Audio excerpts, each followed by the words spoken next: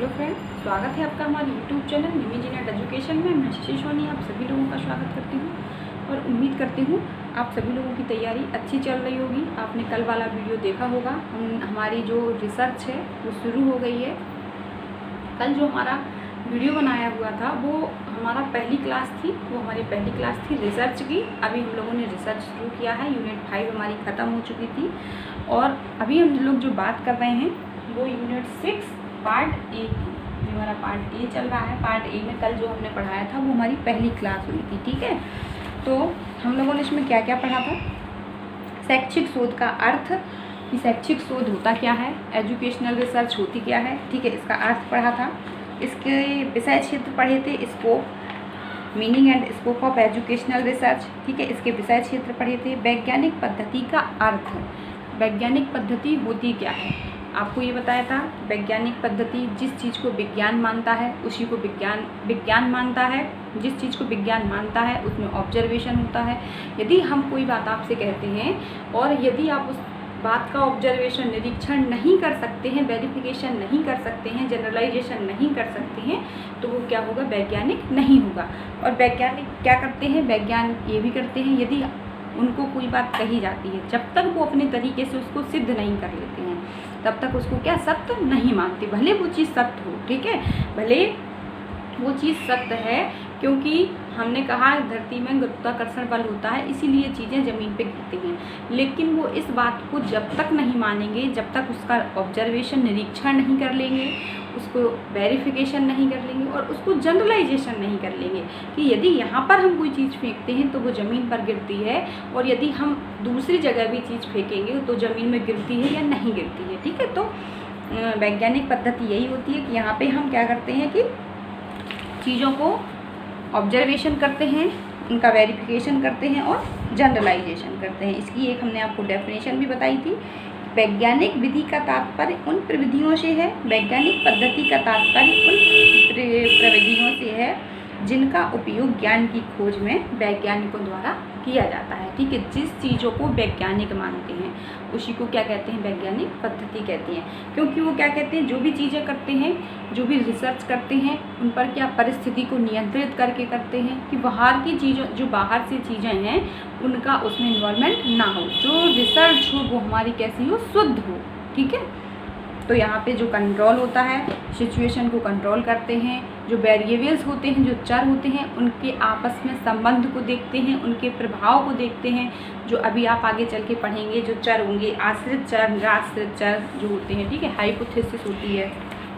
ये कल ये चीज़ें आपने पढ़ी थी कि वैज्ञानिक पद्धति आखिर होती क्या है। अब आज हम बात करने वाले हैं कि वैज्ञानिक पद्धति के चरण, स्टेप, ठीक है। वैज्ञानिक पद्धति के चरण कौन कौन से हैं? मीनिंग तो आप पढ़ चुके थे, स्टेप ऑफ साइंटिफिक मेथड, इसके चरण कौन कौन से होते हैं, ठीक है, आज हम बात करने वाले हैं। तो वैज्ञानिक पद्धति के चरण कौन कौन से होते हैं? जब हम कोई भी रिसर्च करते हैं, ठीक है, जब हम कोई भी रिसर्च करते हैं, इसके स्टेप कौन कौन से होते हैं?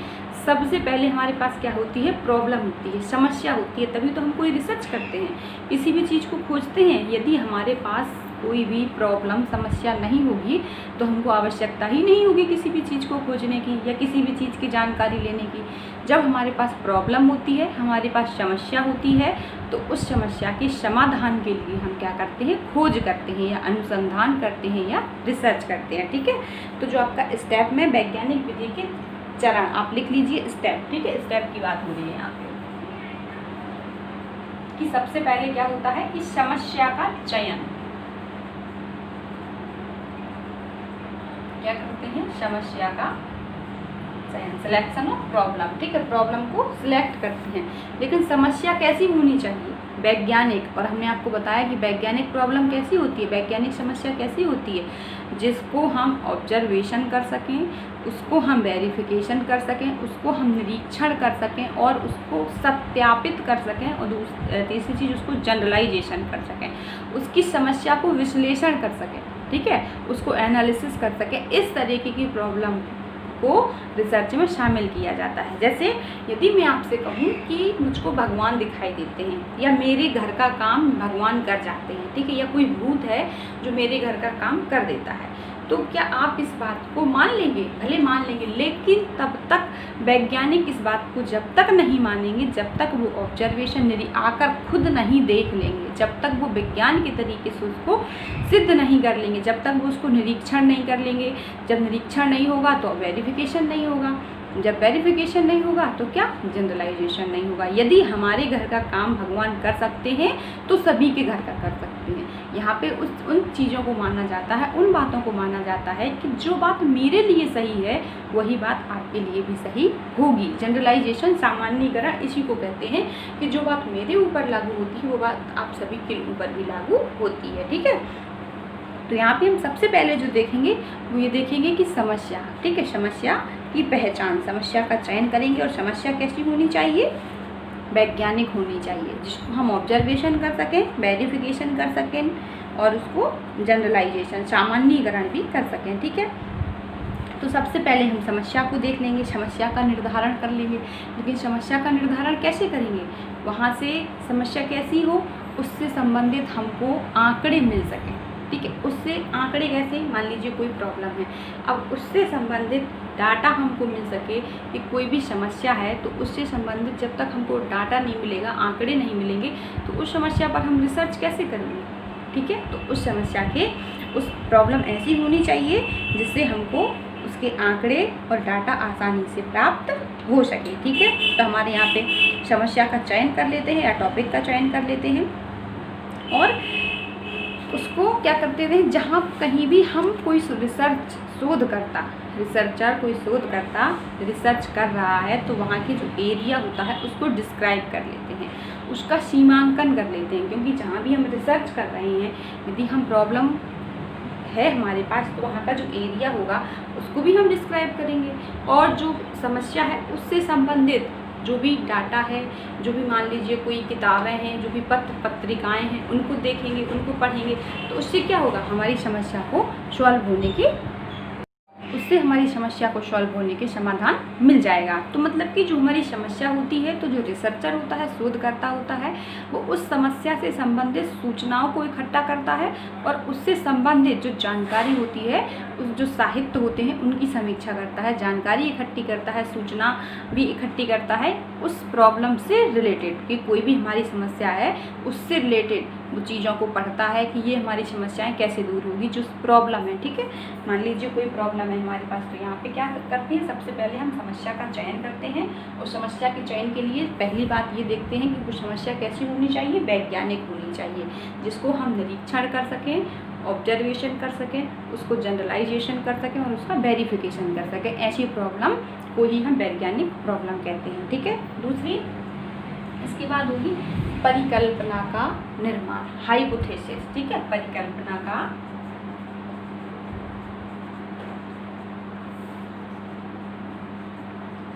परिकल्पना का निर्माण। ठीक है, यहाँ पे आपको कहते हैं आइडेंटिफिकेशन ऑफ प्रॉब्लम। ठीक है, आइडेंटिफिकेशन ऑफ प्रॉब्लम, समस्या का चयन। दूसरा होगा परिकल्पना का निर्माण।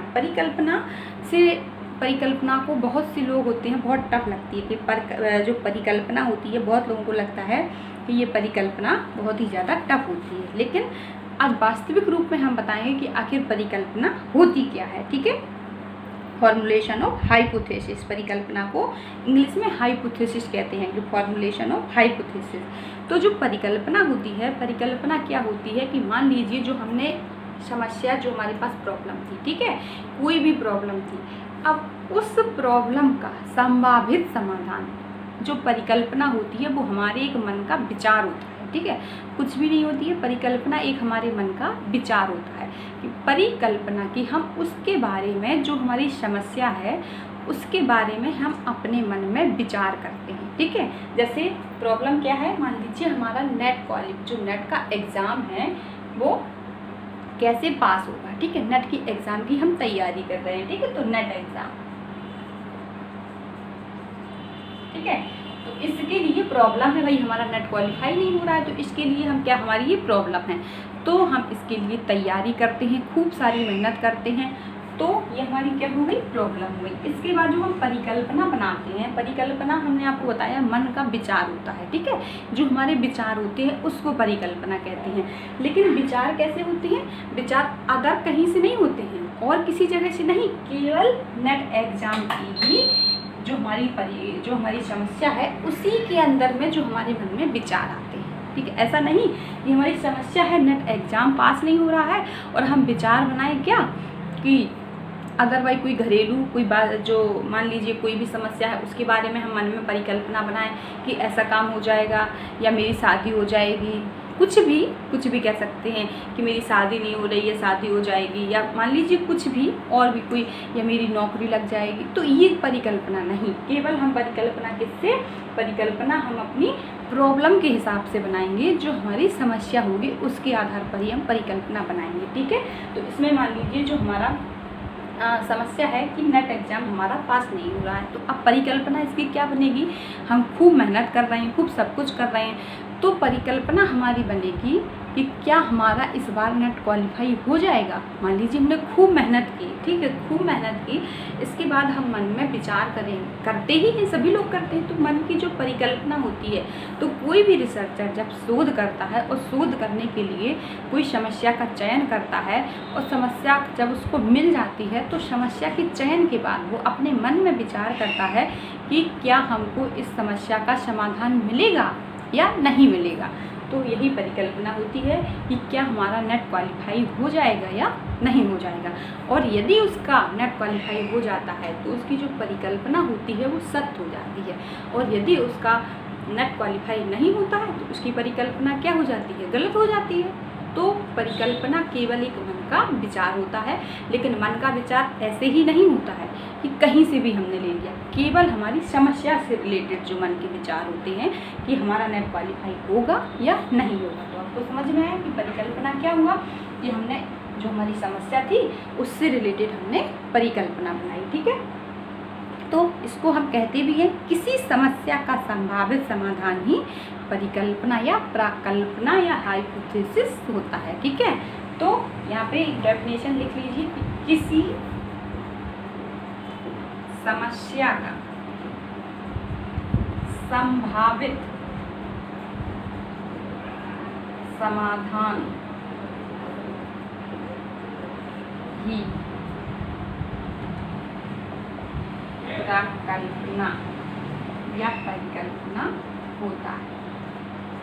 मतलब कि जिस हिसाब से हमने मेहनत की उस हिसाब से हमने परिकल्पना बना ली या प्राकल्पना या हाइपोथेसिस बना ली कि हमारा नेट क्वालिफाई होगा या नहीं होगा, ये हमको खुद पता होता है और हमारे मन के विचार होते हैं। यदि हमने मेहनत की होगी तो हमारे मन में प्राकल्पना क्या बनेगी कि हाँ हमारा इस बार नेट क्वालिफाई हो जाएगा, और नेट क्वालिफाई हो गया तो आपकी प्राकल्पना क्या होगी, सत्य हो जाएगी, ठीक है। तो किसी समस्या का संभावित समाधान, लेकिन ये संभावित समाधान कैसा होनी चाहिए, केवल आपके प्रॉब्लम से रिलेटेड। तो जो आपकी प्रॉब्लम है उसके हिसाब से हम क्या करेंगे, जो उसकी इससे संबंधित जो भी साहित्य समीक्षा होगी, कहते हैं साहित्य समीक्षा, जो समस्या होगी इसके नेट एग्जाम से रिलेटेड जो भी आपके टूल्स होंगे, जो आपकी साहित्य कोई पत्रिकाएं पढ़ेंगे कि किस तरीके से हम अपना नेट क्वालिफाई कर सकते हैं, ठीक है, या क्या क्या चीज़ें नेट क्वालिफाई के लिए होनी चाहिए, किन किन चीज़ों की हमें नॉलेज होनी चाहिए। तो ये उन नॉलेज अगर वो होगी तो हमारी प्राकल्पना उसी के आधार पर बन जाएगी। मतलब कि प्राकल्पना बनाने के लिए हम अपनी समस्या से रिलेटेड संबंधित साहित्य की समीक्षा करते हैं, उससे रिलेटेड पत्रिकाएं पढ़ते हैं, कोई पेपर पढ़ते हैं, या और कहीं से भी जानकारी इकट्ठा करते हैं, या लोगों से जानकारी इकट्ठा करते हैं। तो जो भी हम रिसर्च कर रहे हैं उससे रिलेटेड क्या बनाते हैं, प्राकल्पना बनाते हैं। तो ये हमारा पहला स्टेप हो गया, तो ये दूसरा स्टेप हो गया। अब तीसरे स्टेप में क्या करते हैं, तीसरे स्टेप में करते हैं निगमनात्मक चिंतन के द्वारा प्राकल्पना से एक आशय तक पहुंचना, या कह सकते हैं शोध डिजाइन, ठीक है, शोध की रूपरेखा तैयार करना, शोध की रूपरेखा तैयार करना या डिजाइन ऑफ रिसर्च, ठीक है। तो तीसरा स्टेप होगा शोध की रूपरेखा तैयार करना।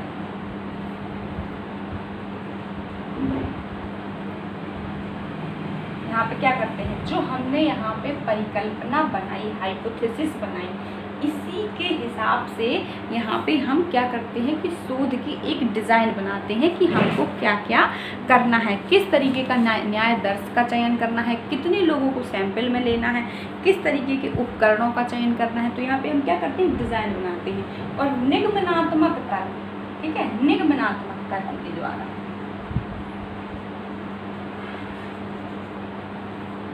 निगमनात्मक तर्क के द्वारा मानी कि सामान्य से सरल से सामान्य से विशिष्ट की ओर, ये तो होता है निगमनात्मक तर्क। विशिष्ट की, सामान्य से विशिष्ट मतलब जो एक जनरल बात होती है उस तथ्य की व्याख्या करते हैं। जो भी हमारी प्रॉब्लम थी, एक जनरल बात को यहाँ एक जनरल बात करते हैं, साधारण बात करते हैं कि कौन कौन से हम यहाँ पे एक रूपरेखा मान लीजिए, किसी एक रूपरेखा की जो हम रिसर्च करेंगे कि जो यहाँ पे हमारा नेट का एग्ज़ाम है उसके लिए एक रूपरेखा तैयार करेंगे कि क्या क्या चीज़ें हमें अपने रिसर्च में शामिल करनी है, क्या क्या चीज़ें नेट एग्ज़ाम के लिए हमको शामिल करनी है यदि हम एक रिसर्च कर रहे हैं कि नेट का एग्ज़ाम कैसे क्वालिफाई। सामान्य से विशिष्ट मतलब पहले से हम क्या कोई किसी भी काम को सरल से शुरुआत करेंगे, इजी स्टेप लेंगे। इजी स्टेप मतलब यहाँ पे हम क्या करेंगे, परिकल्पना को टेस्ट भी करते हैं। इसी स्टेप में हम अपनी जो हाइपोथेसिस बनाई है उसको टेस्ट भी करते हैं, क्योंकि यहाँ पे जो हम सैंपल लेंगे, जो भी हम उपकरणों का चुनाव करेंगे उसके अकॉर्डिंग हमको पता चल जाएगा कि हमारी जो प्राकल्पना होगी वो सही होगी कि नहीं होगी। तो यहाँ पे हम अपनी प्राकल्पना को टेस्ट भी कर लेते हैं, ठीक है, एक टेस्ट भी कर लेते हैं। और एक जनरल बात करते हैं यहाँ पे सामान्य से विशिष्ट की ओर, जो आपका डिडक्टिव थिंकिंग होती है, ठीक है। ये डिडक्टिव थिंकिंग निगमनात्मक तर्क इसको कहते हैं, जो कि कैसा होता है, सामान्य से विशिष्ट की ओर। कि पहले हम सामान्य चीज़ों को, सरल चीज़ों को सरल से कठिन की ओर, सरल जो चीज़ें इजी होती हैं उन स्टेपों को फॉलो करते हैं, और सरल जो चीज़ें इजी होती हैं उन चीज़ों के हिसाब से अपने टफ लेवल पे अपनी रिसर्च को पूरा करते हैं, ठीक है। तो यहाँ पे हम शोध की रूपरेखा तैयार करेंगे। जैसे हमने आपको बताया कि नेट एग्ज़ाम के लिए यदि हम जानकारी इकट्ठा कर रहे हैं कि नेट एग्ज़ाम के लिए कौन कौन सी चीज़ें ज़रूरी होंगी, तो यहाँ पे हम एक रूपरेखा तैयार करेंगे कि आपको यहाँ पे सिलेबस होना चाहिए, ये बुक पढ़नी चाहिए, और क्या आपको ये टेस्ट लगाने चाहिए, ये क्वेश्चंस पेपर आपको सॉल्व करने चाहिए। तो आपका क्या होगा कि आपका जो नेट क्वालिफाई हो सकता है, ठीक है। अभी आपने क्या केवल प्राकल्पना में क्या किया था, मन का विचार किया था कि हम मेहनत कर रहे हैं तो हमारा क्या होगा कि नेट क्वालिफाई हो जाएगा। लेकिन यहाँ पे अभी का हम पूरी रूपरेखा तैयार कर लेंगे कि जो हम रिसर्च करना है एग्जिट में उसमें कौन कौन सी चीज़ें शामिल होंगी, ठीक है। तो निगमनात्मक तर्क द्वारा सामान्य से सरल से, ठीक है, सरल जो भी चीज़ें सरल होंगी, सरल से शुरुआत करेंगे। कोई भी काम करने के लिए हम पहले क्या करते हैं, सरल ही काम करते हैं, छोटे से ही शुरुआत करते हैं, धीरे धीरे कठिन काम हमसे होने लगते हैं, ठीक है। तो यहाँ पे तीसरे स्टेप में होती है आपकी शोध की रूपरेखा तैयार करना, डिज़ाइन ऑफ रिसर्च, ठीक है। इसके बाद आपका अगला जो, ठीक है, अगला स्टेप आएगा प्रदत्तों का संकलन,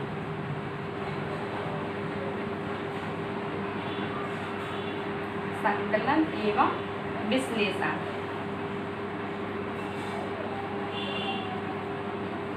collection of data and analysis, ठीक है, collection of data and analysis, प्रदत्तों का संकलन, इसी को इसमें डाटा होते हैं, प्रदत्तों का संकलन या साक्ष्यों, इसका साक्ष्य भी कह सकते हैं, ठीक है, साक्ष्यों का संकलन एवं विश्लेषण। मतलब कि जो हमारी समस्या है हम उसको देखते हैं कि उससे रिलेटेड हमको टूल्स मिल पाएंगे, उससे रिलेटेड हमको उपकरण मिल पाएंगे कि नहीं मिल पाएंगे, उससे रिलेटेड जो हमारी जानकारी इकट्ठा हम कर पाएंगे, सूचनाएं हैं जो हम इकट्ठा कर पाएंगे कि नहीं कर पाएंगे।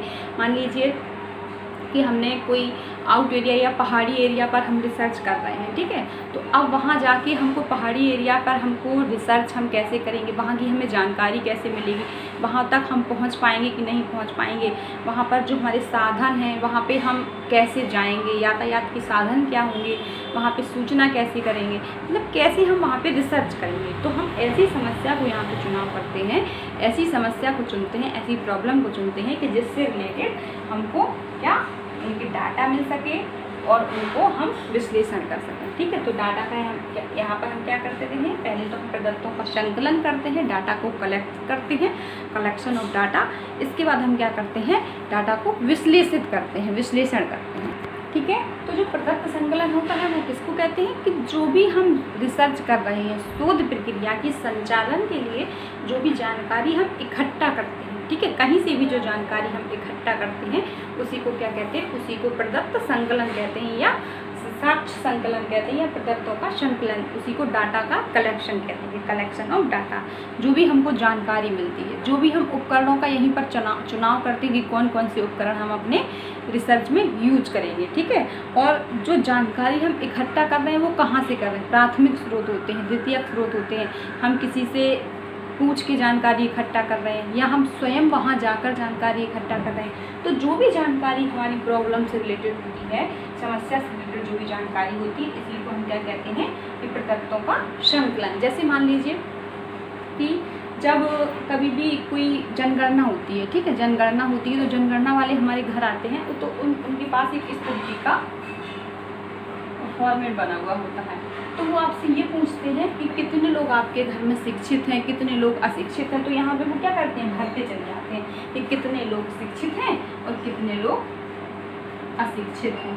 तो यहाँ पे क्या होती है, उनको केवल जानकारी इकट्ठा करते हैं, केवल यहाँ पे जानकारी इकट्ठा करते हैं, डाटा कलेक्शन, ठीक है। तो यहाँ पर इसी को, इसके बाद यहाँ पे लोग जानकारी इकट्ठा कर लेते हैं।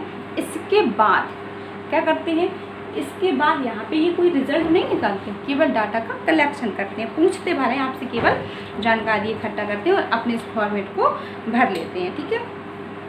इसके बाद आपका इसी के अंतर्गत आ जाएगा डाटा विश्लेषण या एनालिसिस ऑफ डाटा। तो इस स्टेप को आप अलग भी कर सकते हैं लेकिन आएगा साथ में ही, 5वां स्टेप कर सकते हैं इसको, ठीक है, या चौथे स्टेप में ही सम्मिलित कर सकते हैं। अब आया आपका डाटा विश्लेषण। तो आपने जो जानकारी इकट्ठा की, ठीक है, आपने जो जानकारी अभी तक इकट्ठा की उसको क्या करते हैं, उनको सांख्यिकीय प्रविधियों द्वारा, ठीक है, सांख्यिकीय प्रविधियों द्वारा उनमें से जो चीज़ें शुद्ध होनी चाहिए, जो बिल्कुल सही हो, ठीक है, जो चीज़ें बिल्कुल सही हैं उनको हम अपने, ठीक है, कितने शुद्ध हैं या नहीं है। तो यहाँ पर हम जो भी डाटा का एनालिसिस करते हैं कि मान लीजिए जो हमने जानकारी की वास्तविकता में वो कितनी सही है, ठीक है, वो कितनी सही है। यहाँ पे जो हमने फॉर्मेट भरा या हमने जो जानकारी इकट्ठा की, इतने लोग शिक्षित हैं, इतने लोग अशिक्षित हैं, तो क्या वास्तविकता में वो सही है। तो यहीं पर हम किसका यूज करते हैं, टी टेस्ट का, जेड टेस्ट का, एफ टेस्ट का, जो टेस्ट हैं आपके जेड टेस्ट, इनको यहाँ पर ही टेस्ट के माध्यम से हम अपनी जानकारी को इकट्ठा करते हैं। तो इसमें ऐसे कह सकते हैं कि जैसे हम एग्जाम्पल दे रही हूँ कि किसी भी चीज़ को, ठीक है, जैसे मान लीजिए हम चाय बनाते हैं, ठीक है, या दूध होता है हमारा, दूध को जब हम छानते हैं, ठीक है, तो पूरा दूध नीचे आ जाता है और थोड़ा कचरा उसमें ऊपर रह जाता है। तो पहले तो पूरा दूध था, ठीक है, तो जो पूरा दूध था उसमें वो पूरा मिक्स था, लेकिन जब हमने छान लिया तो जो छना हुआ भाग ऊपर आया तो उसको क्या कहते हैं कि उसको वो क्या था कि जो अशुद्ध चीज़ थी उसको हटा दिया। अब जो दूध हमारा नीचे बचा वो केवल पूरा का पूरा प्योर शुद्ध दूध बचा, ठीक है। तो इसी को, या चाय होती है, जब हम चाय को छानते हैं तो जो चाय पत्ती हमारी ऊपर रह जाती है और चाय निकल कर जो नीचे आती है वो एकदम से एग्जिट रूप से शुद्ध होती है, ठीक है। तो यहाँ पर हम डाटा को क्या कर लेते हैं, बिल्कुल पूरी तरीके से विश्लेषण कर लेते हैं और शुद्ध कर लेते हैं, ठीक है। तो मतलब कि प्रदत्तों की शुद्धता के लिए हमारे जो प्रदत्त होते हैं उनका विश्वसनीय होना और वैध होना स्पेशली ज़रूरी होता है, ठीक है। तो प्रदत्तों को हम जो विश्लेषण करते हैं उनकी विश्वसनीयता के लिए करते हैं कि वो शुद्ध हो जाए, कहीं से भी उनमें कोई, जब हम रिसर्च करें तो उसमें कोई भी प्रकार की कमी ना आए, ठीक है। इसके बाद आपका जो अगला स्टेप आता है वो आता है प्राक्कल्पना की जांच या सामान्यीकरण या जनरलाइजेशन भी हम इसको कहते हैं। जैसे जब अभी तक हमने जो रिसर्च की थी इसके आधार पर जो हमारा रिजल्ट निकलता है, ठीक है, इसको जनरलाइजेशन भी कहते हैं या सामान्यीकरण कहते हैं या निष्कर्षों का प्रतिपादन कहते हैं या आखिर में या प्राक्कल्पना की जाँच, कुछ भी लिख सकते हैं, ठीक है, जाँच या निष्कर्षों का प्रतिपादन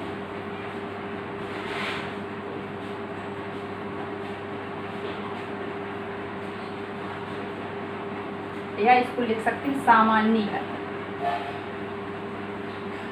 ठीक है। इतने स्टेप लिखे आपको इसमें मिल सकते हैं, ठीक है, या इनको निष्कर्षों का प्रतिपादन भी लिख सकते हैं या सामान्यीकरण भी लिख सकते हैं या कुछ, मतलब कि फॉर्मुलेशन ऑफ जनरलाइजेशन, ठीक है। जो भी हमने रिसर्च की ठीक है। अभी तक हमने जो भी रिसर्च की थी, जो उसके निष्कर्ष निकल कर आए थे, वो सभी पर समान रूप से लागू हो रहे हैं या नहीं हो रहे हैं। मतलब कि आगे से जो हमने ये डाटा कलेक्ट किया था कि कितने लोग शिक्षित हैं और अशिक्षित हैं, जब हमारा जो रिजल्ट निकल कर आया, ठीक है, डाटा को विश्लेषण किया, आखिरी में जो हमारा रिजल्ट निकल कर आया वो कितना सही है, आगे जब हम उसको कहीं पर भी अप्लाई करेंगे तो उतने लोग ही शिक्षित निकलेंगे समान परिस्थिति में। परिस्थितियाँ समान होनी चाहिए। तो यहाँ पर जो हमारी प्रॉब्लम थी वो क्या था, नेट एग्जाम, ठीक है। आगे जब हम ये प्राकल्पना क्या बनाई थी हमने, इसीलिए इसको लिख के प्राकल्पना की जांच, यहाँ पर हमने क्या बनाई थी, ये हमारा नेट एग्जाम हो भी सकता है और नहीं भी हो सकता है। तो जब यदि यहाँ पर हमारा नेट एग्जाम क्लियर हो जाता है तो हमारी प्राकल्पना कैसी हो गई, सही हो गई, सख्त हो गई हमारी प्राकल्पना।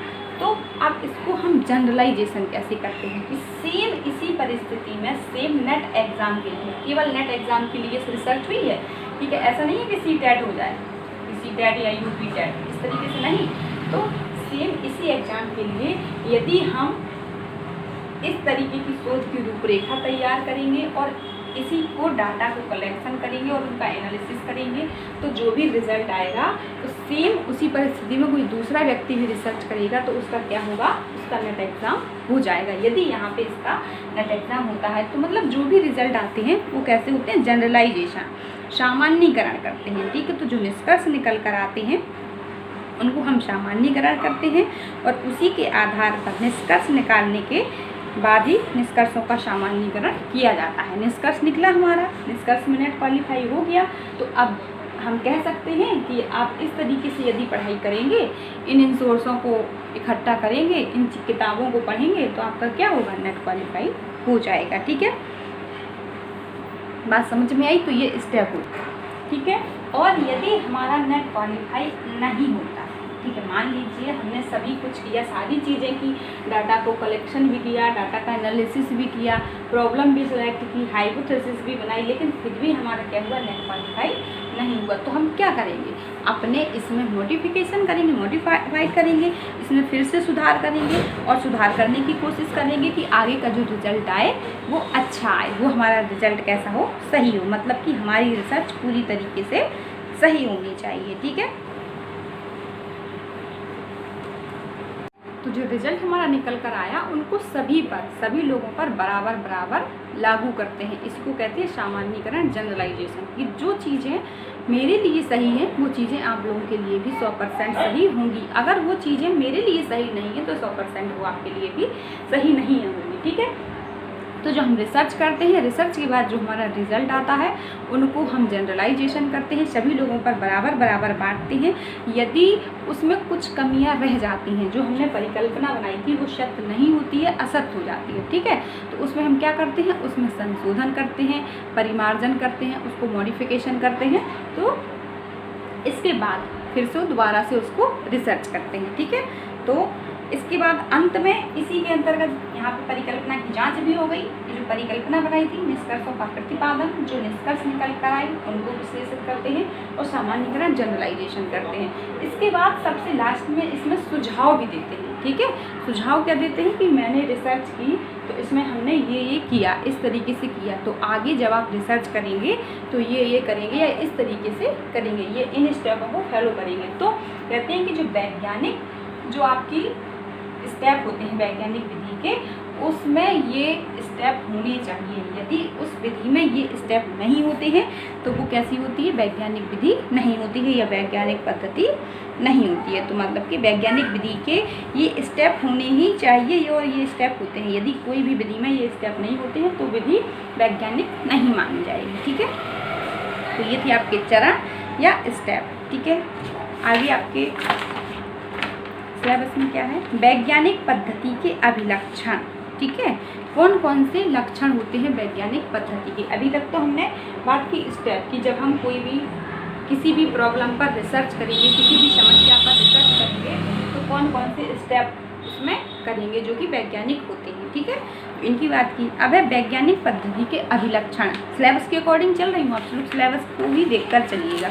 तो इसमें आपके 4 अभिलक्षण बताए हुए हैं। इसमें अनुकरणीयता होनी चाहिए, परिशुद्धता होनी चाहिए, मिथ्यापनीयता होनी चाहिए तथा मितव्ययता होनी चाहिए।